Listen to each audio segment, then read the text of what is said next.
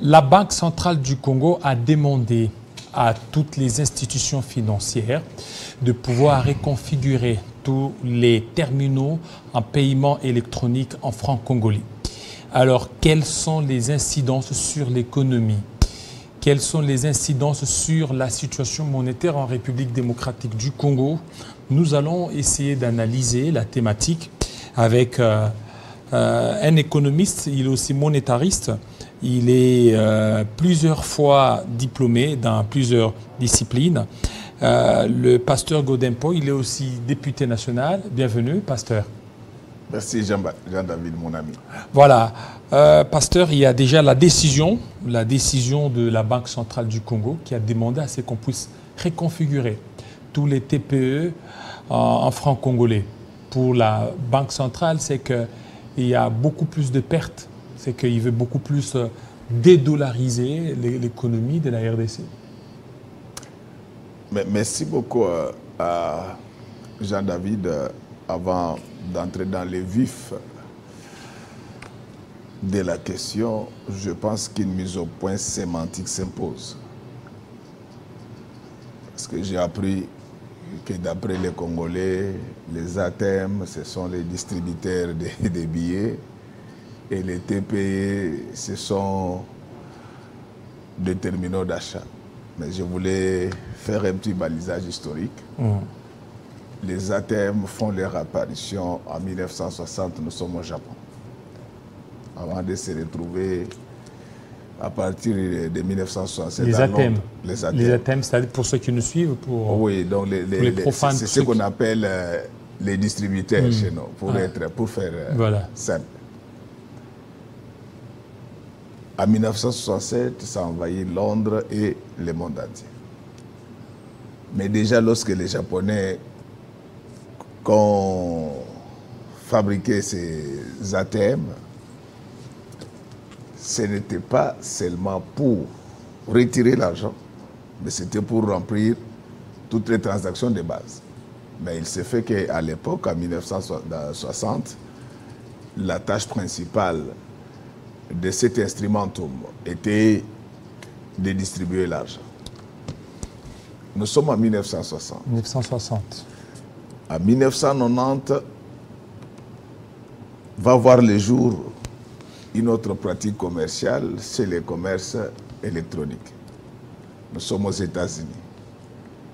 Donc c'est à partir de cette année-là que la technologie s'est développée. On a cherché à faire jouer aux ATM un autre rôle qui est un rôle commercial du genre de ce qu'on appelle TPE. Donc je voudrais que ça soit dit clairement. Parce qu'il y a... Là, c'est déjà en 1990, 90. En 90. Et en 1998, cette question relative au commerce électronique a été prise en charge par l'Organisation mondiale du commerce. Et du coup, le fait de distribuer l'argent, c'est juste une ligne de fonction des ATM. Mais aujourd'hui, avec l'état de l'art, il y a des ATM qui sont dotés de la fonction des transactions commerciales comme les TPI. Donc, ils le font au même moment. Vous pouvez acheter et vous pouvez récupérer l'argent et on appelle ça, sur le plan finement scientifique, les ATM POS. Donc, les POS, là, ça veut dire, c'est une abréviation anglaise qui veut dire tout simplement point of sale. Donc, c'est un point de vente. Donc, je voudrais que cela soit compris de la manière la plus claire, parce que tel qu'on présente les choses ici, c'est comme s'il y avait une contradiction fondamentale, j'insiste, entre les TP et les ATM. Donc, de nos jours, il y a des ATM qui font au même moment la distribution des billets et des transactions commerciales. C'est ce qu'on appelle ATM POS. Donc, on n'a pas, on n'a pas le temps de s'étendre là-dessus, mais pour revenir à la question du jour, pour que les gens comprennent l'enjeu du jeu, actuellement, lorsqu'il vous arrive de faire des transactions par ces terminaux de paiement électronique qu'on appelle TPE, les opérateurs économiques se sont organisés pour faire un paramétrage de 13%. Alors pour le reste des transactions, lorsque vous achetez, la monnaie congolaise est d'abord convertie en devise et la transaction se passe en devise. Sur le plan économique, nous avons besoin d'un droit appliqué et non d'un droit applicable. Parce que Duprier disait que l'économie est mouvement. Alors, quel est l'avantage de ce paramétrage à 13%? C'est que ça permet en fait aux opérateurs économiques de disposer en temps réel de suffisamment de devises pour qu'au bout du tuyau, qu'ils puissent renouveler leur stock sans beaucoup d'acrobatie. Et le fait pour les opérateurs économiques de disposer en permanence ces devises, ça contribue dans une certaine mesure à la stabilité monétaire. Et dans les systèmes actuels, la perte d'échange est supportée par les consommateurs et elle n'est pas un élément de prix. C'est-à-dire que le fait pour que la perte d'échange soit prise en charge par les consommateurs, ça ne va pas influencer les prix. Maintenant, avec ce qu'on veut nous imposer, la perte d'échange sera supportée par les vendeurs. Et du coup, ça devient une charge pour l'entreprise. Et toutes ces charges doivent être incorporées dans le prix de revient. En fait, cette question n'est pas que monétaire. Elle relève de la gestion commerciale, elle relève de la comptabilité d'exploitation, elle relève du commerce international. Donc, on doit éviter de faire de la maison économie. Alors, qu'est-ce qui se passe maintenant lorsqu'avec cette mesure, la perte d'échange est prise en charge par les vendeurs? Ça deviendra un élément de prix et du coup, ça va provoquer une inflation immédiate. En fait, l'inflation, ce n'est pas la dépréciation monétaire, c'est autre chose. L'inflation, c'est une hausse généralisée et durable des prix. Et c'est ça le danger de cette mesure. C'est là pourquoi nous insistons. Vous savez, nous sommes avec vous. Ici, nous nous sommes habitués à ce genre de gesticulation. En 2010, nous nous sommes opposés à la TVA à taux unique. Comme d'habitude, leur indication, c'est d'envoyer les gens nous insulter dans les médias. Mais aller aujourd'hui demander, on est en train de moduler le taux. Ce que nous avons proposé depuis 2010. Nous avons dénoncé le projet Bukangalozo. Aujourd'hui, il y a des problèmes à la Cour constitutionnelle. Nous avons parlé de cette modification robotique du prix des billets d'avion. Aujourd'hui, vous pouvez savoir quand vous voyagez, mais vous ne saurez pas quand est-ce que vous rentrez. C'est devenu comme le retour de Jésus. Et tout ça, ça fait que la population nous insulte, nous les députés. Et il insiste le président de la République qui n'y est pour rien parce qu'il a fait confiance aux gens. Et vous le savez que depuis des décennies, j'ai fait le monitoring économique dans ce pays. Ça, c'est depuis le maréchal Mobutu. Ce qui est vrai qu'à l'époque du maréchal, ça s'est limité dans des petits auditoires. Nous avons continué avec Mouzé lorsqu'il avait fixé la parité entre les francs congolais et les dollars par des décrets. Nous avons dénoncé ça. Nous n'avons fait que ça pendant toute notre vie. Ce n'est pas maintenant qu'on doit avoir peur des gens.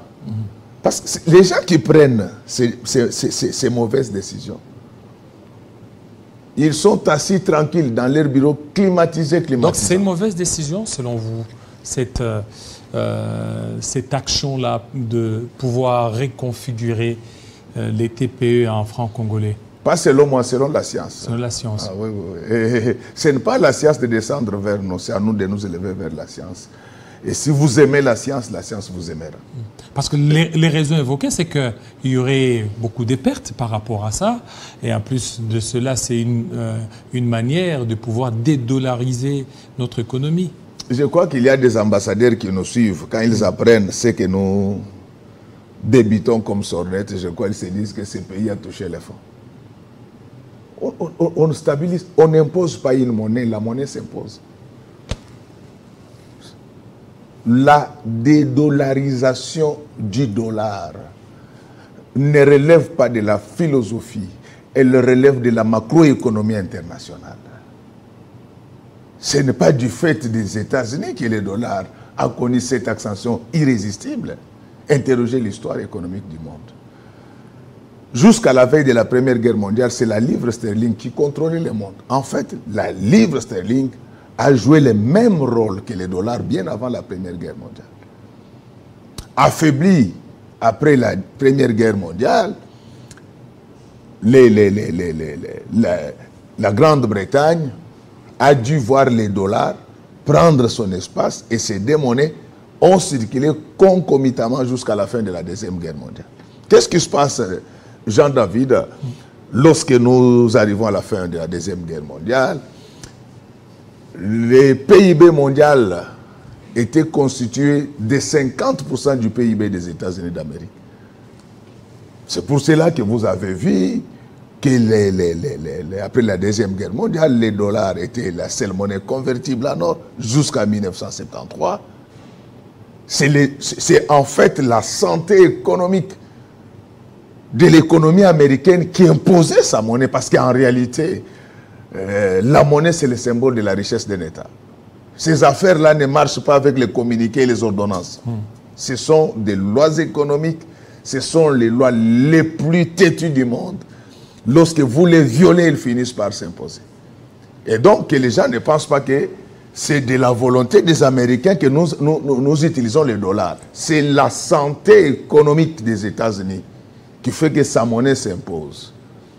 Alors, pour que les gens comprennent un peu facilement comment les choses se passent, même la toute-puissante Chine, qui s'est réveillée immédiatement après la Deuxième Guerre mondiale, elle n'a pas cherché à affronter les dollars.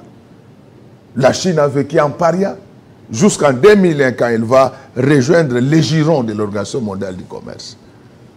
Vous allez voir, Jean-David, que jusqu'en 2010, les transactions commerciales chinoises se faisaient à 80% en dollars. Alors, on veut fabriquer quoi ici? On veut fabriquer quoi? Vous pouvez voir, malgré tout ce qu'il y a eu comme crise multisite et multiniveau, malgré qu'il y a eu tout ce qu'on est en train de connaître comme cette bimondialisation qui met face en face les BRICS et les G7, lisez les statistiques du commerce international. En décembre 2023, c'est-à-dire l'année passée, dans les transactions commerciales chinoises, on a trouvé 44% des transactions en dollars. Si la Chine, déjà, qui contrôle 12% des exportations mondiales, 8% des importations mondiales respectent encore les dollars, pendant que vous êtes incapable de stabiliser la monnaie. Alors là, il faut quoi? Il faut qu'on continue toujours avec la dollarisation de notre économie. Et la différence entre la science et l'art, c'est que la science a des concepts. C'est pourquoi j'ai défini les athèmes sur le plan scientifique, contrairement à la pratique congolaise. Un objet, il a une méthode. Et lorsque vous voulez dédollariser votre économie, il y a des méthodes pour le faire. Et la méthode principale, c'est la production. La production. Tant qu'on ne va pas produire, tant qu'il n'y aura pas de production massifiée dans ces pays, qu'aucun prophète ne vous trompe. Je dis bien qu'aucun prophète ne vous trompe, qu'on aura un franc lourd. C'est l'expression, en fait, de notre santé économique. Bref, c'est pour dire que cette mesure, elle va provoquer une inflation robotique, mais qui par la suite sera complétée par une inflation purement psychologique. Parce que quand on va commencer à changer des étiquettes 3 fois par jour, mais les gens vont verser dans l'anticipation. C'est tellement simple. On n'a pas besoin d'un dessin pour comprendre ça. Donc, le malheur, c'est parce qu'il y a le sac, qu'ils lisent ça qu'avec les lunettes monétaristes. Je ne dis pas que je suis plus intelligent que les autres, donc j'ai un léger avantage de connaître un peu la monnaie, un peu la compta, un peu la gestion commerciale, un peu le commerce international. Donc ce sont des matières polygonales. Vous n'allez pas vous réveiller comme ça, vous dites aux gens. Donc vous savez, lorsque vous cherchez, vous savez d'abord les fonctions d'une monnaie, c'est quoi? La monnaie a 3 fonctions. Unité de compte, unité d'échange et réserve de valeur. Est-ce que vous pouvez constituer des réserves avec une monnaie stable? Mais c'est quoi finalement? Donc bref, que nos amis stabilisent d'abord la monnaie. C'est ça leur rôle. Déstabiliser la monnaie. Qu'ils stabilisent d'abord la monnaie. Ce genre de mesures ne réussissent jamais dans des économies extraverties. Comme la RDC. Surtout avec instabilité monétaire. Je sais qu'aujourd'hui, avec le logiciel ChatGPT, tout le monde veut devenir économiste, mais ces logiciels-là ne fonctionnent pas en économie. Je décourage ceux qui recourent. C'est d'expérience, donc il faut que les gens mènent des études sérieuses. Vous savez que c'est seulement au Congo où on joue avec les affaires économiques. Et vous trouvez tout le monde parle de l'économie. C'est comme quand on formait le gouvernement ici. J'ai vu un ami juriste, il voulait devenir ministre des Finances. Je lui ai dit, toi, je pense que tu fais partie des sorciers qui associent la paix. Donc c'est pour éviter des choses. Lorsque vous êtes aux États-Unis, là où les ministres sont sélectionnés avec rigueur, le président des États-Unis ne se prononce guère, parce que là-bas, c'est le régime présidentiel, donc ils n'ont pas de premier ministre. Le président américain ne se prononce guère sur des affaires économiques s'il n'a pas interrogé les comités d'analyse économique. À ne pas confondre avec le Conseil économique et social. Ces comités d'analyse, c'est une vingtaine d'économistes les plus capés des États-Unis qui ont une expertise avérée, avec une expérience éprouvée, qui se prononcent. C'est pareil en France, c'est pourquoi ça marche. Mais ici, tout le monde se réveille. Mais non. Alors, mais pourquoi seulement la Banque centrale, c'est beaucoup plus attelée sur les TPE, alors qu'il y a le DAB, les distributeurs automatiques des billets. Bon, c'est vous qui citez les noms des gens. Moi, je vous ai expliqué comment ça fonctionne. J'ai insisté non, parce en fait, que... je parle de la BCC, je ne parle pas des gens. J'ai insisté parce que on veut nous ramener en 1960, monsieur. Les ATM, c'était des distributeurs seulement en 1960. Mais maintenant, on peut leur faire jouer plusieurs rôles. Ça reste des distributeurs, mais ça peut être également des points d'achat électronique. C'est ce qu'on appelle les ATM POS. Et donc, moi, je ne sais pas comment c'est arrivé, mais dans tous les cas, nous sommes habitués à ça. Qui deviennent ridicules après, lorsque nous alertons. Vous êtes témoin du feuilleton TVA. Aujourd'hui, renseignez-vous, ils sont en train de moduler des taux. Ce que nous avons proposé depuis 10 ans. Aujourd'hui, prenez les risques de partir en Boujima. Dites à votre femme que vous allez vous voir samedi. Vous allez voir.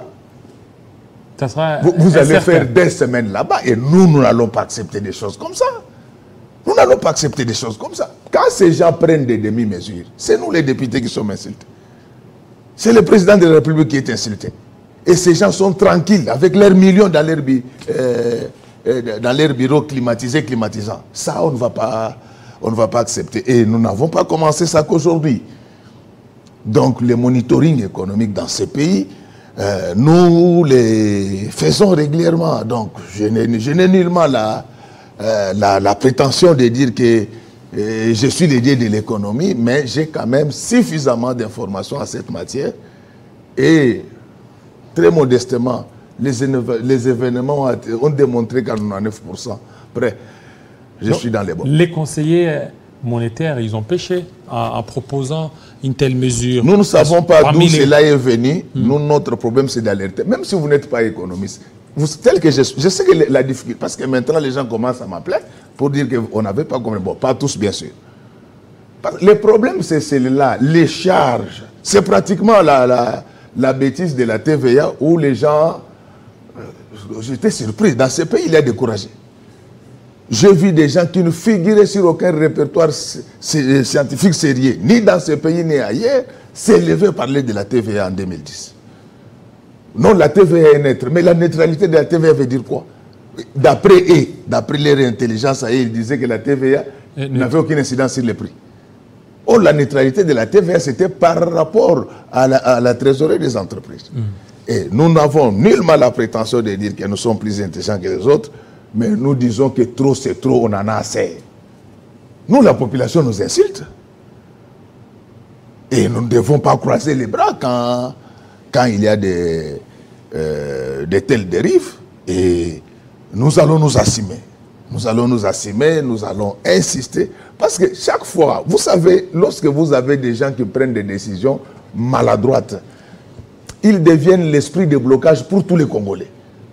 Parce que vous allez souffrir. Vous savez pourquoi? Je suis d'accord que au moins 75% de notre inflation actuelle est alimentée par ce qu'on appelle de l'inflation importée.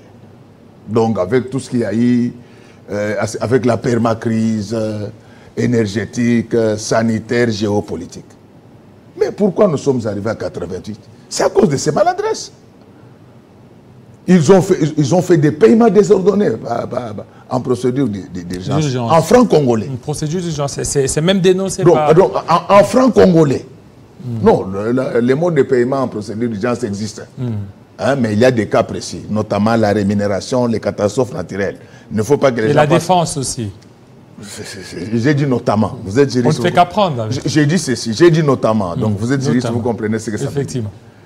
Alors, donc, nous devons souffrir pendant que ces gens se sont construits des montagnes d'argent volés. Et nous devons croiser les bras comme ça. Non. Non. La population souffre. On doit protéger le pouvoir d'achat de la population. Qui dit pouvoir d'achat, dit pouvoir de choix. Qu'on commence par stabiliser la monnaie. Il y a un instrument approprié pour stabiliser cette monnaie. Alors nous, on va rester, la population nous insulte. C'est comme encore une blague là. Il y a quelqu'un qui m'a dit que les députés ont demandé ces 50 000 $ pour investir les gouvernements. Vous ramassez tout ça où? Vous ramassez ça où? Vous me voyez, moi, ici, demander 50 000 $ pour investir les gouvernements? Donc, d'après vous, nous sommes des enfants. Quand il y a un gouvernement qui sort, vous regardez, il y a un ministère de l'Éducation nationale, et si, et PST, on ne peut pas demander que cette incohérence vienne d'où? Vous pensez que nous sommes des enfants? Quand un gouvernement sort, il y a 10 ministres, les regroupements politiques ne reconnaissent pas ces gens-là. Donc c'est le phénomène Ngoulou. Donc nous ne pouvons pas poser des questions. Mais quand cela ne tient, nous sommes des États. Nous sommes des hommes d'État, voudrais-je dire. Donc par respect pour la signature du chef de l'État, demain nous allons investir les gouvernements. Nous allons, moi personnellement, je vais voter pour l'investissement de ce gouvernement par respect pour la signature du chef de l'État. Par respect. Mais tel que ça commence là, on ne sait pas dénommer correctement des ministères. Des gens qui ont été délégués ne figurent pas. C'est un déficit d'éthique. Vous savez l'importance que moi j'attache à la compétence et à l'éthique dans ce pays. Et nous, on va voir perdre des gens parce qu'ils vont donner l'argent aux journalistes pour nous insulter. Et puis quelqu'un comme moi ici, quand on t'envoie pour m'insulter, au Bandela. Au Bandela. Donc il faut pas. Donc j'ai dit, il faut respecter nos députés. Aucun député n'a demandé 50 000 $ pour investir le gouvernement. Nous devons poser des... Nous sommes des responsables. Ça commence mal. Quand les dénominations ne sont pas cohérentes. Donc nous devons croiser les bras. Vous pensez que nous travaillons à Télé 50? Nous sommes les élus du peuple. Quand il n'y a pas de... Parce que notre combat dans ces pays, c'est la compétence et l'éthique. Quand les 10 là qui apparaissent, ce sont les Ngoulou alors. Ça commence mal sur le plan d'éthique. Mais nous sommes des hommes d'État, ça je vous l'ai dit avec assurance, par respect pour la signature du président de la République. Nous allons investir le gouvernement et nous allons continuer nos revendications. Il ne faut pas que les gens, les pays, le Congo a besoin de grandes forces de l'intelligence pour démarrer. Les grandes forces de l'intelligence et de l'éthique. pour démarrer, on ne doit pas. Les autres pays avancent. Nous, on est en train de rester comme ça. Alors, et pour terminer, vous aviez parlé des conséquences que cela pourrait avoir au niveau des TPE, provoquer une inflation robotique. Robotique. Parce que comme ça devient une charge, parce que lorsque la perte d'échange là devient une charge pour l'entreprise, les mêmes jours on va appliquer, les vendeurs vont intégrer ça dans leur prix de vente. Et écoutez, c'est ce qu'on appelle en économie de la causalité inverse. Donc, les consommateurs qu'on cherchait à protéger là, il va cette fois-là acheter les produits avec la même perte d'échange là qu'il supportait par la banque. Donc, sans rancœur ni rancune, nous le faisons pour l'intérêt de tous. La population souffre. Ceux qui ne savent pas comment on travaille dans les institutions de l'État, ils doivent apprendre à démissionner et laisser les pays avancer. Donc on ne doit pas tout le temps revenir sur les mêmes histoires. Vous avez vu comment nous ne faisons que depuis cette affaire de la TVA, que des demi-mesures. Boukangalonzo, je vous ai dit à son temps que les sites étaient mal choisis. Donc, comme toujours, vous les journalistes, quand on vous donne $200, oh godé, godé. Je vous demande, quelqu'un comme moi ici, quand vous envoyez pour m'insulter, au Bandela, tu vas commencer par où? Et maintenant, est-ce que vous pouvez encore nous montrer la farine de Boukangalonzo? Nous faisons des choses par souci. Moi, je suis soucié des soucis de la population. Et c'est ma boussole. Et nous insistons là-dessus. Dans tous les cas, on ne joue pas avec la monnaie. Pourquoi j'alerte? La révolution orange est passée par l'inflation. La planification économique fait de fait le roi. Donc, il faut que les gens qui prennent ces demi-mesures aient quand même pitié de notre stabilité politique. Merci. Merci beaucoup, monsieur le député Pasteur Godin-Poy, économiste. C'est moi qui vous remercie pour le choix porté sur ma modeste personne. Mais nous n'avons nullement la prétention de dire que nous sommes les plus intelligents de la République. Voilà, merci beaucoup. Alors, tout de suite...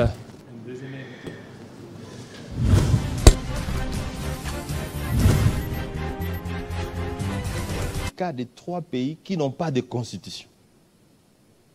L'Israël, la Nouvelle-Zélande et la Grande-Bretagne. Si j'ai un conseil à vous donner, n'inventez pas la roue. Inspirez-vous des bons exemples des autres. Est-ce que c'est à cause de la Constitution que la gouvernance est mauvaise dans ce pays?